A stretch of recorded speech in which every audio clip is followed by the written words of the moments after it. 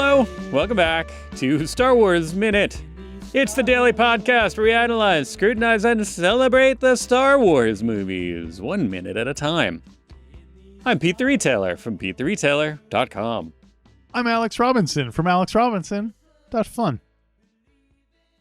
I'm Tony Consiglio from Toko's Star Wars.com. Oh, that's a good one, Pete. You gotta get it. What was it again? /com might be hard to come by.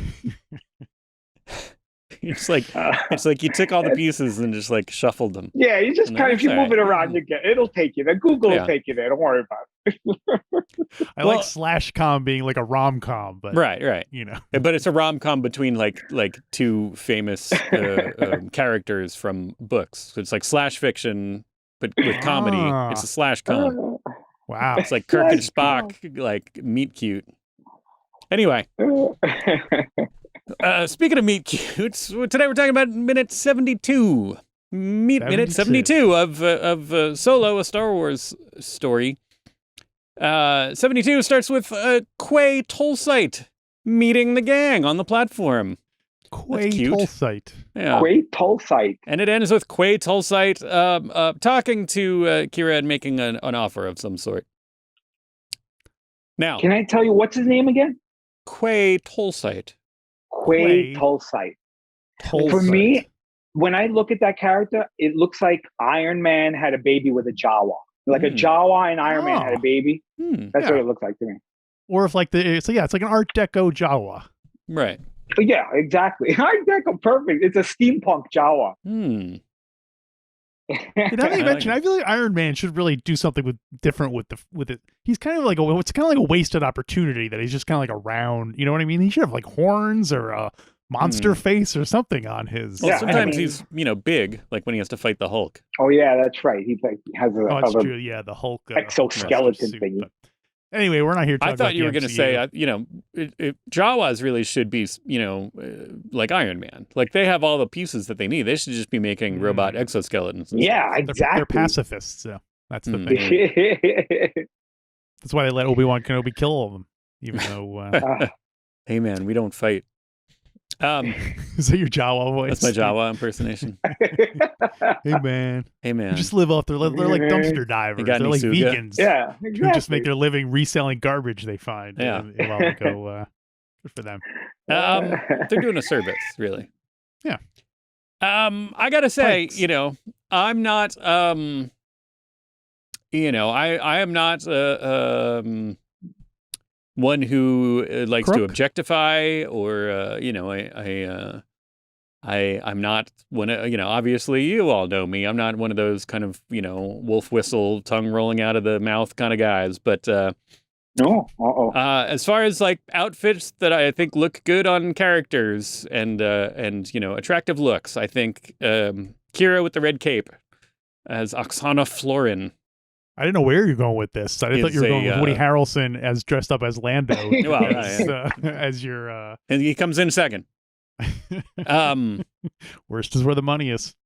No, but yeah, Kira as Oksana Floren. The cape is really striking. Yeah, it's a cool I'm. It's very, very. It's sexy. I'm into that look. It's cool and it's got a good like flow to it. I'm assuming that came out of Lando's cape closet. Because he's got a lot of capes. He loans out his capes. Well, for this job, he probably rented it. I guess it's a second in command to if Dryden Voss's girlfriend is telling you she wants to borrow the cape, you're letting her borrow the cape, right?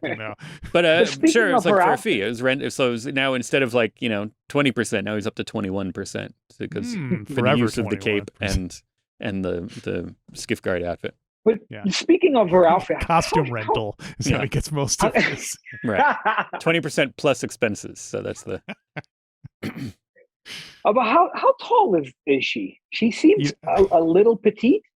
I think we covered this last week. She's like 5'3". She's 6 inches short. She's about 6 inches shorter than Donald Glover. Right. Oh, okay. She's probably in heels. I love her height at an inch or two. I love her height. I like women that are about 5'3". Well, there you go. Because I'm like 5'7", so 5'3" is nice. Especially Tony, ones that stand next to Wookiees, so it seems like they're smaller. Yeah. Oh my God! Yeah, next to the Wookiee, forget it. You are probably unique amongst our guests, Tony, in that I don't think you ever watched Game of Thrones or like. So, do you know her? Do you know Amelia Clark, the actress? I have no idea who she is from other things or anything like that. No, she's the girl with the red cape. Mm-hmm. famous movie she was in. Yes, the girl with the red cape. I've never seen. I've never seen Game of Thrones. So I've never seen her in there. I know there are people cursing at their podcast machines right now when they heard me say that, but I don't like that kind of fantasy stuff. Yeah, you're not one for like you didn't like Lord of the Rings or any of those kind of sword and sorcery stuff like that. Yeah, if there's no cursing in it. You're not interested. I tried to go and see the second Lord of the Rings movie, but the guy in the theater, you know what the usher said to me?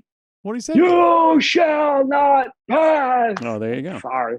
That was terrible. I apologize. Awful. What also is great about that is that's in the first Lord of the Rings movie, so I'm sure that was in the crawl. Well, that's how the guy knew. Oh, okay. Because Tony quoted the wrong movie when he tried to go in. Quoted the wrong movie. He was like, Yeah, so I don't know that actress. I don't know her. I hadn't seen her before. She's great in this.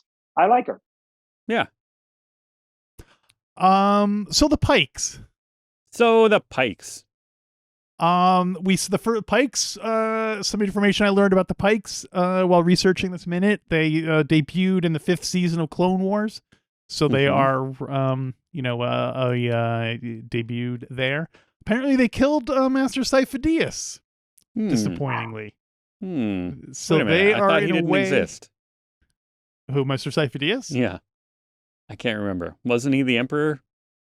Well, originally he was the Emperor, but then George Lucas, they did a typo in the script, and he was like, no, instead of saying Lord Sidious, keep it Lord Sifo-Dyas. Yeah, but I thought okay. All right, well, I don't want to go back to that one, but I have to tell you guys, I am my jaw is on the floor at how much information you guys know about Star Wars. It's crazy. I know it's your job. Yeah, I look it up. I wouldn't say I know it. Well, yeah, I know you know it, but still, that's a obscure. Some of the detail. I'm like, oh my God, you guys do your homework. Good for you. I can't remember what my mother's eyes looked like, but I can remember the fact that Chewbacca's extended family tree going back 4 generations. Right, yeah. So, the money is where the bad stuff is. Isn't that what we said yesterday? So speaking of Chewie, did you have more to say? Have you, Alex? About the Pikes, because we see they always have to wear those metal. As we learn in the Book of Boba Fett, they're like basically like fish under there, right? Like Abe Vigoda, each one. Wrong show. Could you guys live on a planet if you had to wear basically a scuba thing all the time? If I had a house that I could go into and not wear it. So you're guessing that this Pike, at a certain point in his day, he can go back and go, just like... Yeah, I mean, like, basically, I mean, I would keep the last 2.5 years in mind. Could you guys live in a world where you had to wear a mask every time you had to go outside? I mean, what kind of... Who would do that? Well, it seems different, though, that you have to be totally encased in it versus having something over your mouth. You know what I mean? Like, we've seen aliens that have, like, kind of breath things on, but the fact that you're totally locked, it's like you said, like Iron Man. That could be claustrophobic. I imagine you'd be claustrophobic. But although maybe I imagine you get used to it. Yeah, does it have, like, speakers and stuff inside? And or, like, a screen, too? Can I, like, switch it off and, like if I'm waiting for something, could I listen to a podcast or, like, watch a movie? I would say those are probably upgrades that are available, but they're not standard. Okay. So it depends on your your level.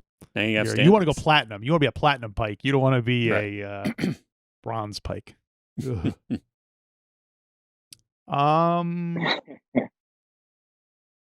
yeah. What's that actress? Quay Tollsite. Go ahead. Do you want to go to the Chewie stuff, or can I go into or do you want to do Let's talk about Quay Tollsite. Tell me more about Quay Tollsite. Quay Tollsite. What name does that evoke to you, do you think? What does it sound like? Quay Tollsite. I'm like a prescription medicine? I'm on Tollsite for my kidney Quay stone. Tollsite. To me, I almost imagine that there's like large holes where machines are digging this stuff out of the ground. Tollsite, yeah, definitely sounds like Tollsite like a cheap gemstone, like one that just something. One that you could get in the gift shop of the museum for nothing. It's the stuff they compress and make plasterboard out of. Right. Yeah. I'm a little disappointed that the Pikes don't all have fish pun names. You know. Yeah. But on the other hand, am I? I'll go. I got your solution for you. Okay. All the Pike characters should be named after fish songs. Oh. Come on, it's perfect. It's perfect. I know you might not like fish, but it's a perfect thing that would be like. Anyway. I don't know. Maybe. How about that? Fishbone songs. It's a little better. Song. I like Fishbone. Aqua songs. Who? Aqua. I'm trying to think of other bands that have fish names. No, I mean, I guess it would. On the surface or under the surface. There's water at the bottom of the ocean. No, there's. It makes sense that that would be a good thing if they were all, because then it's not just like like cod. It's like it's a little more clever, a little more of a misdirection to name them after fish songs, but still. Oh cod, you devil. That's what I would name one. Oh cod, you devil. Like okay. Oh cod, you devil ray. Okay, YADYU. So one thing I learned in the Han Solo official guide, you can see here, there's a picture of our old friend Quay. There's Quay. Is that this is kind of a cruddy gig he has. Apparently most Pikes wouldn't actually go through he's the director of what is he? The director of Pike operations on the planet. And most of the time Pikes aren't this hands-on. Like most Pikes wouldn't live on the planet. They would assign someone to do it, but for some reason he actually lives on this godforsaken heck hole of a planet. You're saying as far as assignments go, this one is crappy. That's a kind of fish. Star Wars. The character is played by the actor Details. Oh yeah. Details has been in a couple of Star Wars movies. He was in The Force Awakens, where he played the alien Kratinus, that kind of like laughing looking alien. He was like, you know what I mean? I think so, yeah. In The Force Awakens, he played a robot named Force Awakens, he was Kratinus. In Rogue One, he was a robot named K0HN, Cone. And he played Slow and Low, speaking of... Slow and Low. Who is the body of Slow and Low. Yes, he was the David Prowse to JGL's... Jason Gordon-Levitt? Joseph Gordon-Levitt. Joseph Gordon-Levitt. Joseph. I had to get all my actor acronyms, my acronyms.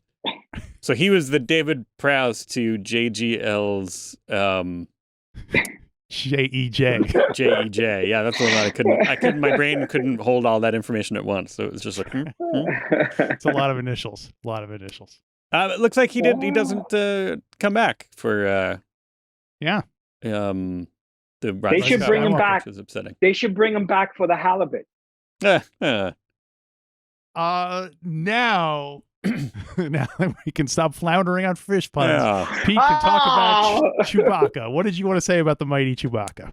I gotta say, well, this is where Han Solo gets the idea, or where Han Solo gets the idea to put Chewie in chains, to put him in handcuffs to break into someplace. Mm-hmm.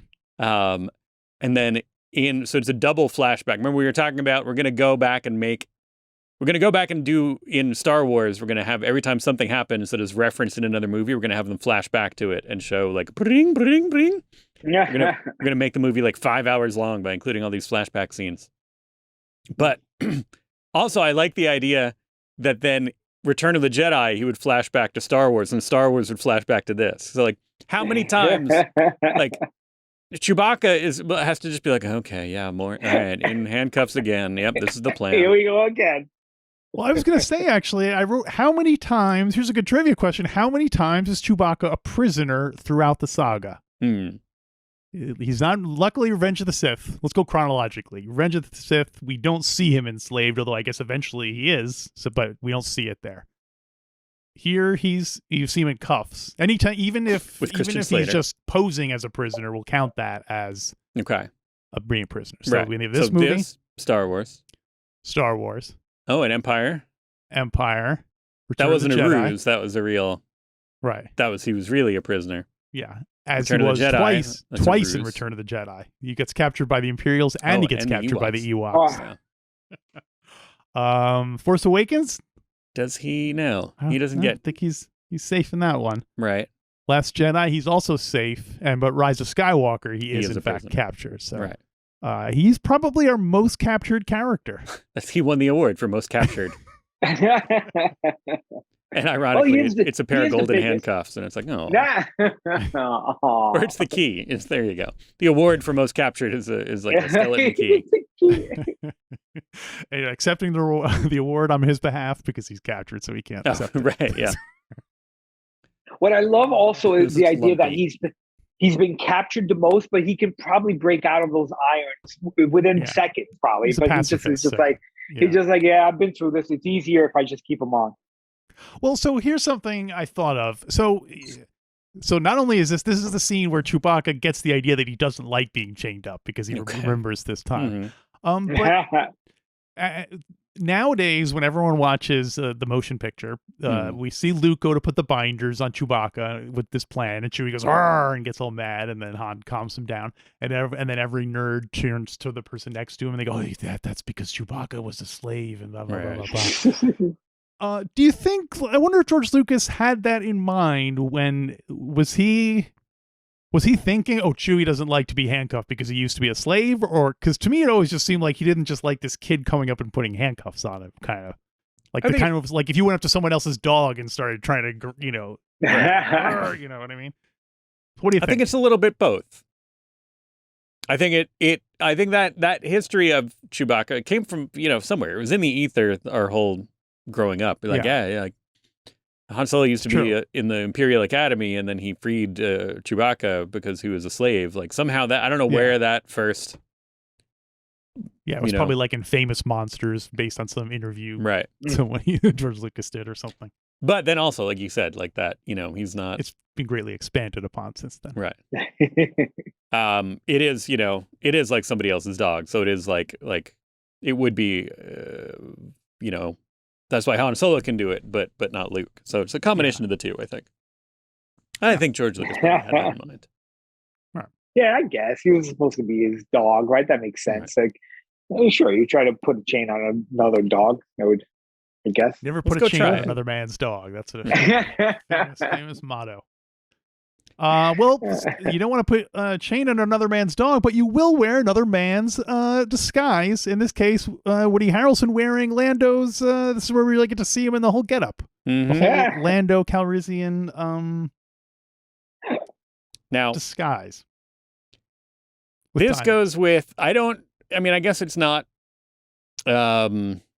contradictory to think. I like I still like the idea that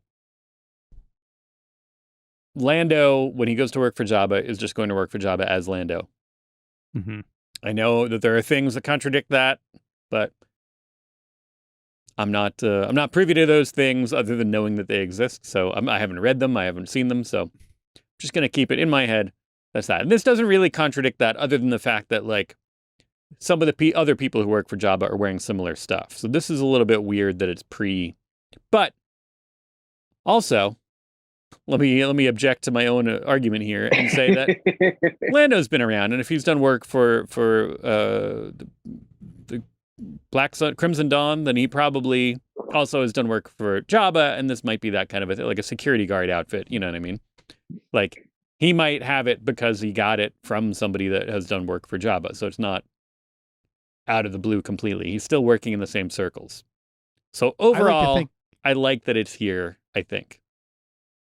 I just assume maybe someone left it in someone else's spaceship and said, "Oh yeah, we'll just use that." That's right? fine. Yeah. That's somebody. One of Jabba's guards was taking a shower when the alarm went off and had to run out. Yeah. Yoink. Guy running down the street with a wee Quay running down the street with a towel on around his I guess it's okay. I don't really have strong feelings on it either way. It makes sense. It's explainable within the universe. Lando did wear the costume. It's his ship. So, all right, sure. Why not? It's, Right. So, yeah, it's fine. It's fine with me. Yeah. We do learn when Kira comes out in her cape, she is also playing a character, Oksana Floren. Oksana Floren. Mm-hmm. Which I was kind of surprised was not. I looked up Oksana Floren and it just leads to back to Kira. Yeah. So I'm surprised. I thought it was going to be more like a Boosh thing where she was kind of taking on a character that already existed. But I don't know if you guys noticed, but I love her long job title and the way she kind of was exasperated halfway through saying the whole job title. She's just like, I'm the head of that was pretty good. I felt like she was just trying to make it long enough where it was like double speak basically. Right. Yeah, the assistant administrator to the manager of the council of this or that. And throwing just enough exasperation and it just makes your eyes glaze over. You're like, what is she? Yeah. What is her title again? She does mention trade routes. Yeah, points for that. A prequel callback. The John Kasdan says, is Kira's made-up job title assistant to the Vice Admiral of Trade Route Allocation and Monetization a good-natured poke at some of the more confusing bits of exposition in the previous Star Wars adventures?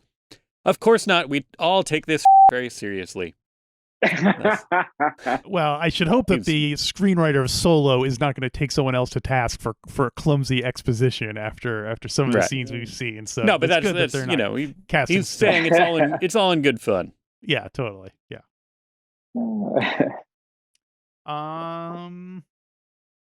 Yeah, I think that's everything I have for. Two things. The Lando skiff design when Beckett's in Lando's skiff guard disguise. His name is Tool, which is kind of funny. Tool. Tuul. Yeah, Tool. He was a big fan of the band. Right, yeah. He's like, I'm going to go in disguise. My name is going to be Tool. Like the band Tool. The band. Man named Woody playing a man named Tool. Yeah.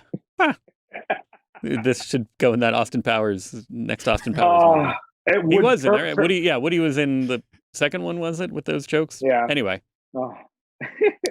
Also, we could talk about these guys tomorrow, but I do love that the kind of guards, the assistants to the Pike, to Quay Tollsite's people, the Pike Sentinels. Okay, let's talk about them tomorrow. Yeah. Tony, did you have anything else for this minute, or should we wrap it up? I'm ready. Yeah. Right. I got some hot dogs boiling. Oh, okay, good. I hope you brought enough for everybody. Because we will be back tomorrow. But first, why not check us out on social media, Twitter and Instagram. Twitter, we're Star Wars Minute. Instagram, we're The Star Wars Minute. Reddit, we got a subreddit at r/Star Wars Minute. And on Facebook, the Star Wars Minute Listeners Society, you can get to by going to StarWarsMinute.com/Facebook. There you go. And go find us in one of those places. Talk to us, yell at us, complain, praise. Give us praise. And then we'll meet you back here tomorrow for a brand new episode of Star Wars Minute.